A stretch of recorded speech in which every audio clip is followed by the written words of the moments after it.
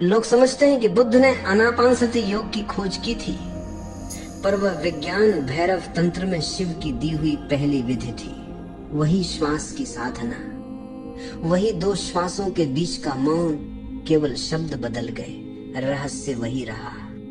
जब देवी ने शिव से पूछा, हे देव, वह क्या है जिसकी अनुभूति से सभी ज्ञान सरल हो जाता है? वह क्या रूप है जो न जन्म लेता, न मृत्यु पाता, न समय स्थान में बंधा है? तब शिव बोले, हे देवी, यह रहस्य, यह अनुभव दो श्वासों के बीच घटित हो सकता है। जब श्वास भीतर आती है या नीचे उतरती है, उसके बाद और फिर जब श्वास बाहर लौटने को होती है, उस लौटने के ठीक पहले वही श्रेयस का क्षण है। इन दो बिंदुओं के बीच यदि तुम पूर्णतः होशपूर्ण हो सको तो वही जागरण का द्वार खुलता है। वही क्षण है जहां से परम की झलक मिलती है। तंत्र कहता है, हर बाहर जाती श्वास मृत्यु है और हर भीतर आती श्वास पुनर्जन्म। भीतर आती श्वास जीवन का प्रतीक है, बाहर जाती श्वास मृत्यु का। इसलिए हर श्वास के साथ तुम मरते हो और हर श्वास के साथ फिर जन्म लेते हो। दोनों के बीच जो अंतराल है वह बहुत क्षणिक है, परंतु वही वह बिंदु है जहां घटना घटती है। अगर तुम उस अंतराल को अनुभव कर सको, उस मौन को पकड़ सको, तो शिव कहते हैं श्रेयस प्राप्त हो गया। तब और किसी साधना, किसी खोज की जरूरत नहीं रहती।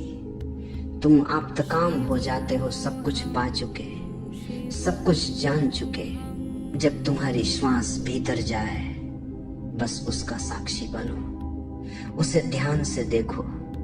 जब वह भीतर उतरती है और बाहर मुड़ने से पहले रुकती है, उस ठहराव को महसूस करो, एक क्षण के लिए या क्षण के 1000वें भाग के लिए, जहां श्वास जैसे थम जाती है। भीतर जाने के बाद वह रुकती है और फिर बाहर लौटती है, और जब श्वास बाहर जाती है तो फिर एक बार वही सूक्ष्म ठहराव आता है, क्षणांश भर का विराम, और फिर वह भीतर लौटती है। श्वास के भीतर जाने या बाहर लौटने से पहले का वह सूक्ष्म क्षण, वही वह बिंदु है जब तुम श्वास नहीं लेते और न छोड़ते हो। और तंत्र कहता है उसी क्षण में घटना घट सकती है, क्योंकि जब तुम श्वास नहीं लेते तब तुम संसार में नहीं होते। समझ लो, जब श्वास रुकती है तब तुम मृत हो, तुम अस्तित्व में हो, पर मृतवत हो। ये मृत्यु स्थायी नहीं, बस एक झिलमिल क्षण की तरह आती है और चली जाती है। और ये क्षण इतना सूक्ष्म, इतना छोटा है कि तुम्हारी सामान्य दृष्टि उसे कभी देख नहीं पाती। इस विधि में श्वास को बदलना नहीं है, उसे साधना नहीं, वह जैसी है वैसी ही रहने दो। ये प्रश्न उठ सकता है कि इतनी सरल विधि से सत्य कैसे जाना जा सकता है?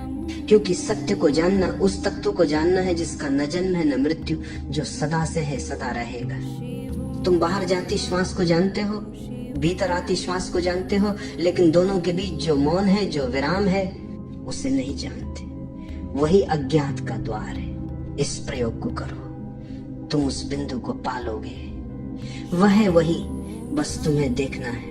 तुम्हारे भीतर कुछ जोड़ने की आवश्यकता नहीं, सब पहले से मौजूद है, केवल बोध का अभाव है। ये प्रयोग कैसे करना है?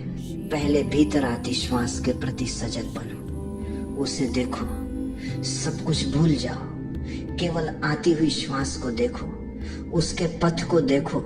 जब वह नासापुटों को छूती है तो उसे महसूस करो, उसे बहने दो, उसे चलने दो, लेकिन उसके साथ रहो, पूरे अवधान के साथ। जैसे कोई यात्री अपने साथी के साथ कदम मिलाकर चलता है, ना आगे न पीछे, बस साथ साथ। स्मरण रहे, न श्वास से आगे जाना है न उसके पीछे रह जाना है। तुम्हारी सजगता और श्वास एक हो जाए। श्वास जब नीचे जाती है तो तुम भी नीचे उतरते जाओ, तभी तुम उस बिंदु को पा सकोगे जो दो श्वासों के बीच स्थित है। यह आसान नहीं है, क्योंकि मन या तो आगे दौड़ जाता है या पीछे लौट जाता है। पर यदि तुम श्वास के साथ भीतर जाओ और फिर श्वास के साथ बाहर लौटो, तो एक दिन ये घटित होगा। बुद्ध ने इसी विधि का उपयोग किया। इसी कारण यह बौद्ध विधि कहलाने लगी। बौद्ध शब्दावली में इसे आनापानसति योग कहा गया। स्वयं बुद्ध की आत्म उपलब्धि इसी विधि पर आधारित थी। संसार के सभी धर्मों में सभी दृष्टाओं ने किसी न किसी रूप में इसी प्रकार की विधियों का प्रयोग किया और वे सभी इन 112 विधियों में समाहित है।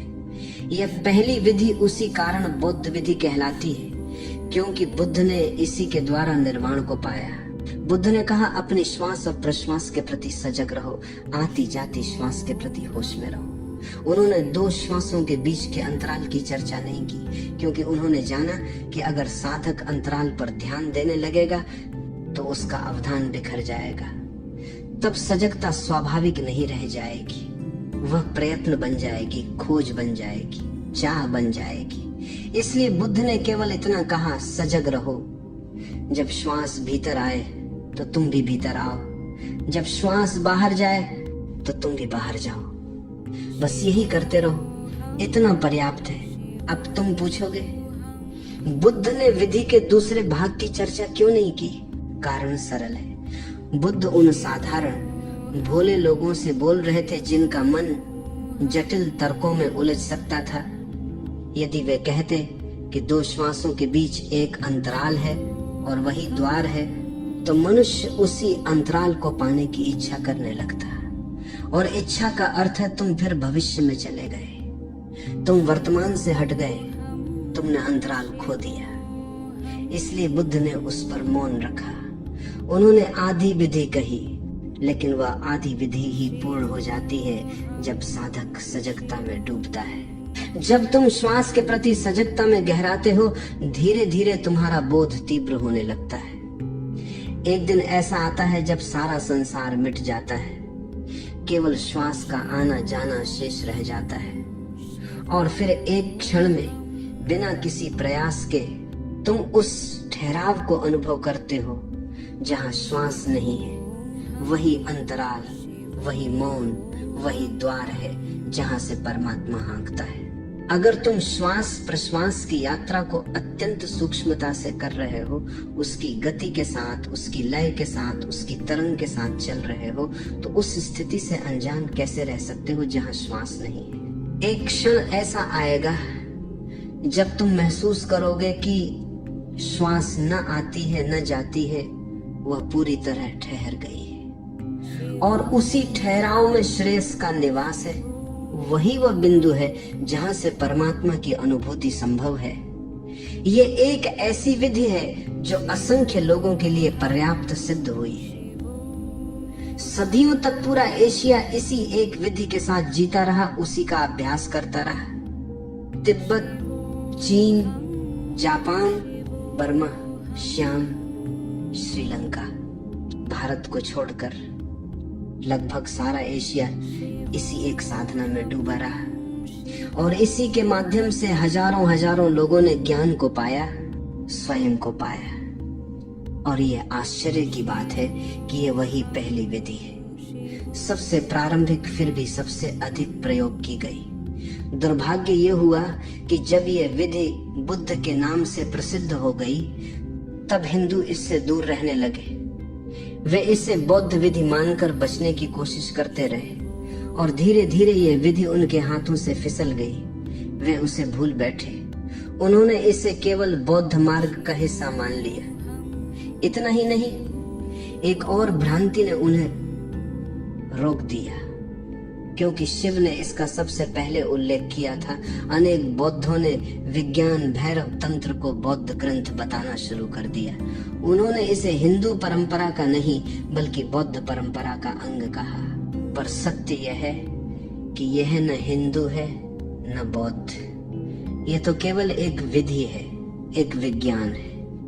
बुद्ध ने इसका उपयोग किया, लेकिन ये बुद्ध से पहले भी थी। इसी विधि के कारण बुद्ध हुए। विधि बुद्ध से भी पुरानी थी, वह पहले से मौजूद थी।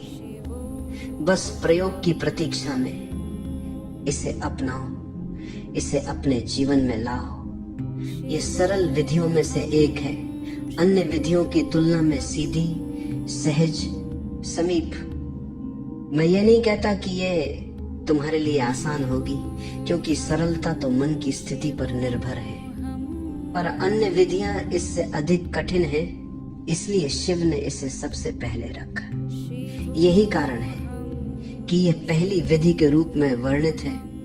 आरंभ वहीं से जहां द्वार सबसे पास है।